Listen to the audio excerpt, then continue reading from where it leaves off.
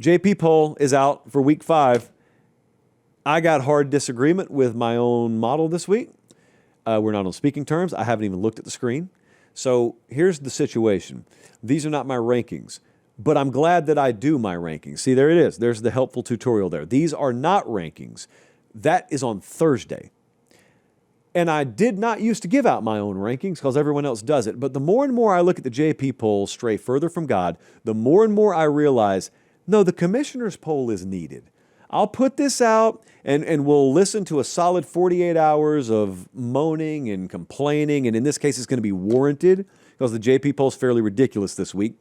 And then I'll put out the best rankings in the land on Thursday, right as we gear up for a weekend's action. Let's start at 20, okay? Let's start at 20. I took the suggestions from the podcast crowd. I don't do it in random order. I do it in true countdown order here. Vandy is in the JP poll. They are at number 20. They are up 3 spots, but here's the most important part. From a raw power rating standpoint, they are up 7 points from their preseason rating. That's a huge jump. I mean, Vandy being a legit top 20 power rating team is a massive deal. So good for them. Michigan is up 6 spots. They're at 19. That's a big jump for them. USC's at number 18. They go to Illinois. I will see them in person for the first time this year, but not the first time ever, Saturday. That was one mistake I made on the show the other night. I was all excited. Oh, man, the Fall Don't Lie Tour is headed to Illinois. We're going to see USC in person. I said, I've never seen a USC game in person before. And then it was brought to my attention that 3 years ago, I went out to the Rose Bowl and saw them beat UCLA. Fact. So there you go. USC. It doesn't change their power rating. They're number 18. Eli Drinkwitz has Missouri at number 17. They got a quarterback playing phenomenally right now. They are set up to make a run. I think Missouri is one of several teams that are normally looked at as like paper tiger types, kind of pun intended, that really could be legitimate playoff. Not just playoff contenders, but teams that could do something if they make it this year. I feel the same way about a certain other team that's number 12. I'll get to them in a second. Florida State is number 16. I don't know. They're playing Miami this upcoming week, though. The week after this upcoming week. So we'll figure a lot out about them. I am so excited to break that game down next week. All right, top 15, Bradley. Let's go. LSU. Very peculiar. Very peculiar. LSU. They are down 4 points in the power rating from where they were 3 weeks ago, which means they are down to number 15 overall. The model just keeps not buying what LSU's selling. It's not that they don't deserve to be ranked high. I'm going to have them ranked top 5 come Thursday when the commissioner's poll comes out. So they deserve to be ranked top 5. But as for neutral field favorability, and you can take it or leave it as to whether you care about that, the model continues to drop LSU, and here's what concerns me with that. It started to do that with South Carolina before South Carolina had lost anything, and then South Carolina lost. And it's done that with a couple of teams this year, kind of gotten ahead of the curve and started dropping them even though they were winning, and then they end up losing Illinois. It was doing that with Illinois. So let's just keep that in mind. Texas Tech is number 14, and there is now a gap forming in the Big 12. There is I think we have a 4-point separation, which is a pretty big gap between Texas Tech and the next closest team in the Big 12. So that is noteworthy because that is not normal for that conference. A&M is 13. Look at Indiana. They're up 10 spots this week. They're number 12. They are up a touchdown in their overall raw power rating from week 1.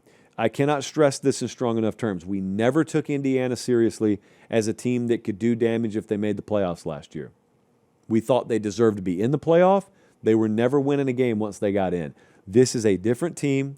This Indiana team is fully capable of not only making the playoff, they are fully capable of winning games in the playoff. I firmly believe that. They are every bit a legit contender this year. Tennessee's at number 11. Excited to see Tennessee on the road in Starkville this weekend. That is a big matchup. That's not an easy game for them. Top 10. Hey, wait just a second.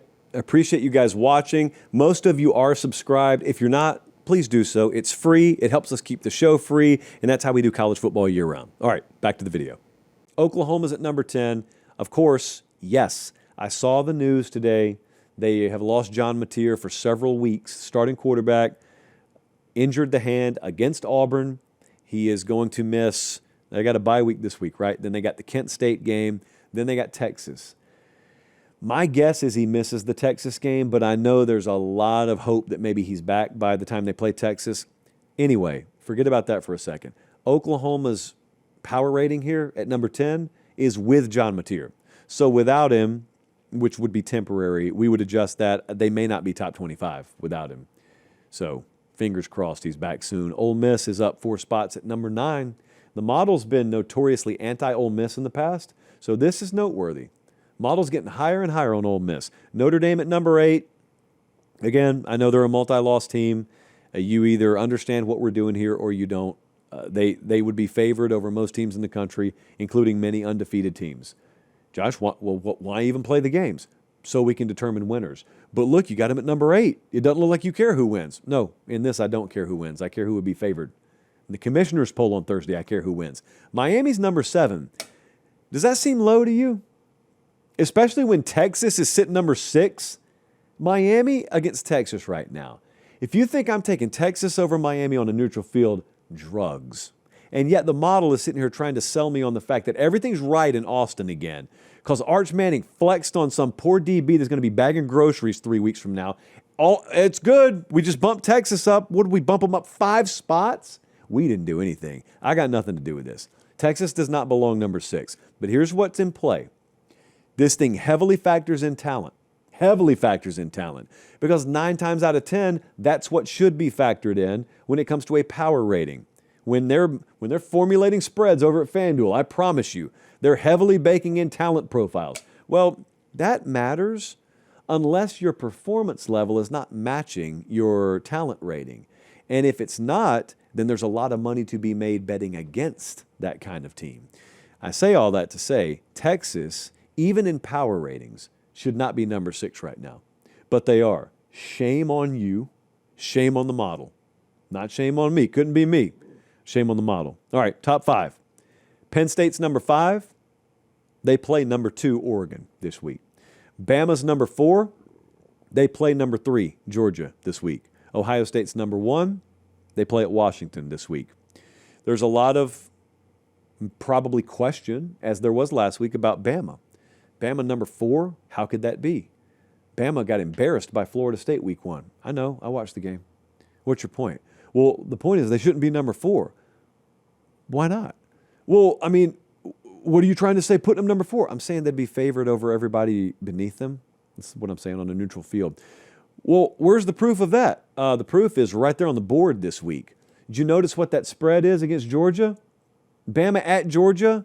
Georgia minus 2.5. The implication there is on a neutral field, that's a pick'em game or maybe even Alabama slightly favored. So you can debate this, but you're debating against a wall. The evidence is already there. If Bama was what you think they should be, they'd be like a 9-point dog on the road this week at Georgia. They're not. They're not. So that doesn't mean they're going to win anything. In fact, I picked Georgia to win and cover. So what I think's going to happen is completely independent, as is what you think will happen, relative to what the number would be. That's all we're trying to do here. That's it. We're trying to help the world. We're not trying to cause more chaos. That's not what we need. We're trying to bring people together with the JP poll, although I would argue Texas at number 6 is no way to bring America together. No way to bring America together. And you know what else? I don't know what in the world happened when Texas came to the SEC, but not only do they get coddled by the model, also every single legit quarterback gets buzzsawed before they face Texas. We got Lagway in a boot, so they're not going to face him in a couple of weeks in all likelihood. Mateer may be out, so they may not face him. Last year they avoided Lagway in Austin. I don't know what happened when they came to the SEC. I don't know. But yeah, the model loves some Texas, loves Texas.